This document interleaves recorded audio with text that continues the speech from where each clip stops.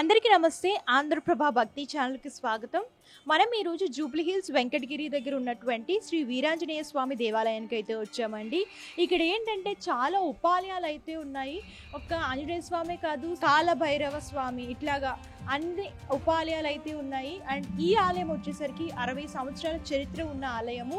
లోపలికెళ్ళి అన్నీ తెలుసుకుందాము. ఇంకా ఇక్కడ ఎలాంటి పూజలు నిర్వహిస్తారు, ప్రత్యేకమైన రోజుల్లో ఎలాంటి పూజలు నిర్వహిస్తారు, ఈ గుడి యొక్క విశిష్టత గురించి కూడా అన్ని అడిగి తెలుసుకుందాం.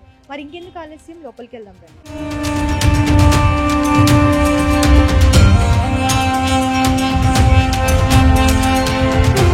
కాల భైరవ స్వామి, అసలు ఈ స్వామి గురించి పూర్తిగా తెలుసుకుందాం. పంతులు గారు మనకు వివరిస్తారు. పంతులు గారు, కాల భైరవ స్వామి ఎలా ఆవిర్భవించారు, ఆయన గురించి చెప్పండి. అందరికీ ప్రేక్షకులు వీక్షిస్తున్న వాళ్ళందరికీ, పెద్దలందరికీ, చిన్నలందరికీ నమస్కారం. ముఖ్యంగా ఈ కాలభైరవుని గురించి కొన్ని విషయాలు మీకు చెప్తాను. ఈ వెంకటగిరిలో చుట్టుపక్కల ఎక్కడా కాలభైరవుని యొక్క విగ్రహం లేదు. ఇది కూడా అనుకోనిది. ఇక్కడ కాలభైరవుడు ఫస్ట్ మేము అనుకునేది ఏంటంటే మేధా దక్షిణమూర్తి అనుకున్నాం. కానీ భగవంతుని మీద ఆ స్థల ప్రభావం ఏందో కానీ వాస్తురీత్యా స్వామివారికి ఈ యొక్క గుడి మొత్తం ప్రాంగణం ఈశాన్యం లోపల స్వామివారిని దక్షిణామూర్తి పెడదామని అనుకున్నాం. కానీ మరి అక్కడ ఒక భక్తుని ద్వారా ఇక్కడ కాలభైరవుని ఏర్పాటు చేయడం జరిగింది. ఈ కాలభైరవుని యొక్క ప్రత్యేకత ఏంటంటే శివుని యొక్క అంశ. ఈయన కూడా ఎన్నో రకాలుగా ఆ స్వామి కాలభైరవంలో ఉగ్రదేవత, తర్వాత సాత్విక, తర్వాత 3 రకాలుగా ఉంటుంది దీంట్లో.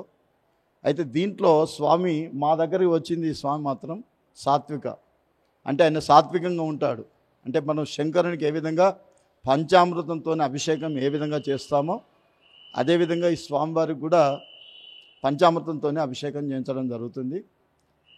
దీంట్లో ప్రత్యేకత ఏంటంటే స్వామివారికి ఎవరు ఏ కోరికలు కోరి చేసుకుంటారో నవగ్రహాలలో కూడా ముఖ్యంగా శని భగవానుడు, గురు భగవానుడు, ఈ 2 గ్రహాలకు పాపగ్రహాలు నడుస్తున్నప్పుడు కూడా ఈ కాలభైరవుని యొక్క అనుష్ఠానం చేసినట్టయితే తప్పకుండా ఆ యొక్క గ్రహాల యొక్క దోషం అనేది కూడా జరుగుతుంది.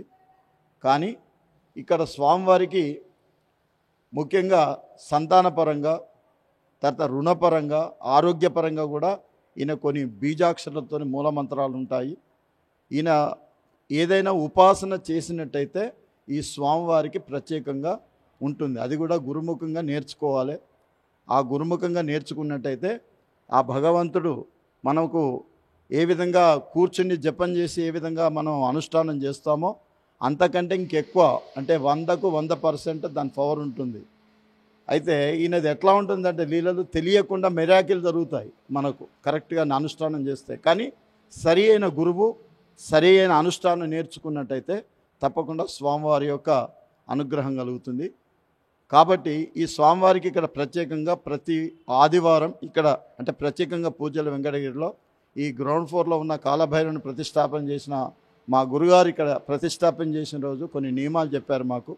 అదే అందరికీ మేము పబ్లిక్ అంతా అదే చెప్తున్నాము. ఇక్కడ ప్రత్యేకంగా ఆదివారం నాడు పంచామృతంతోనే అభిషేకం చేయించడం జరుగుతుంది దేవస్థానం.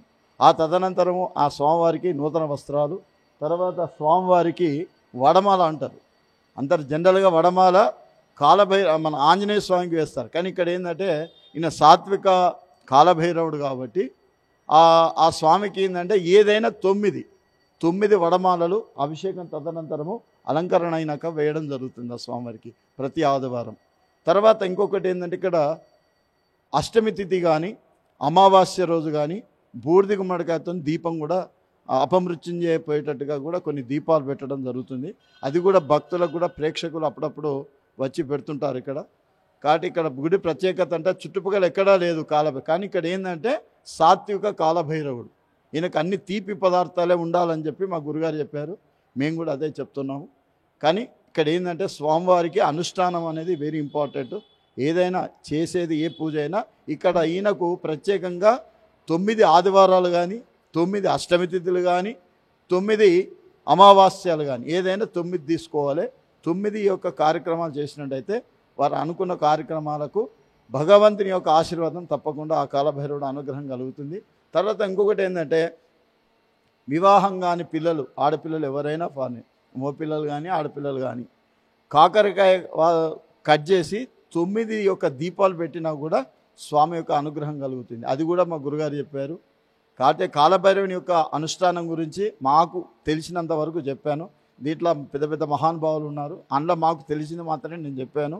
ఎందుకంటే మేము కేవలం నాది శివాలయం సుబ్రహ్మణ్యం వరకే నా పని, మిగతా అంతా ఈ భైరవుని గురించి నేను ఎక్కువ దాని గురించి నేను వివరంగా తెలుసు. కానీ ఆయనకు నిత్య కైంకర్యాలు మాత్రం ప్రతి ఆదివారం రెగ్యులర్గా అభిషేకం జరుగుతుంది.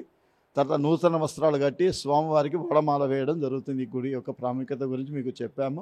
కాబట్టి ఇక్కడ పెళ్లి కానీ ఆడపిల్లలు కానీ మగపిల్లలు కానీ ఎవరైనా స్వామివారికి ఆదివారం అంటే పట్టువారం ఉంటారు దీన్ని, ఆదివారం ఏ పని చేసినా 9 ఆదివారాలు, అందులో ప్రతి ఆదివారము కాకరకాయలు 9 కట్ చేసి నెయ్యి పూవత్తులతోని దీపం పెట్టి స్వామివారికి కాలభైరవాష్టకం చదువుకున్నట్టయితే తప్పకుండా వాళ్ళ మనసులు కూడా నెరవేరుతాయి అని చెప్పి ఇది పెద్దలు చెప్పారు. కాబట్టి అది మీకు చెప్తున్నాను. ఈ విధంగా చేసుకున్నట్టయితే అన్ని విధాలుగా శుభం జరుగుతుందని చెప్పి ఈ యొక్క ప్రేక్షకులకు ఈ వెంకటగిరిలో జరుగుతున్న కైంకర్యాల గురించి, కాలభైరవుని గురించి చెప్పడం జరిగిందండి. ఈ గుడిలో ఉన్న ప్రత్యేకత ఏంటంటే స్వయంగా భక్తుడు అభిషేకం చేయొచ్చు. ఇది ఈ గుడిలో ఉన్న ప్రత్యేకత. ఇదండి ఇవాల్టి ప్రత్యేకమైన ఆలయం. మరొక ఆలయంతో మళ్ళీ కలుద్దాం. అంతవరకు చూస్తూ ఉండండి ఆంధ్రప్రభ.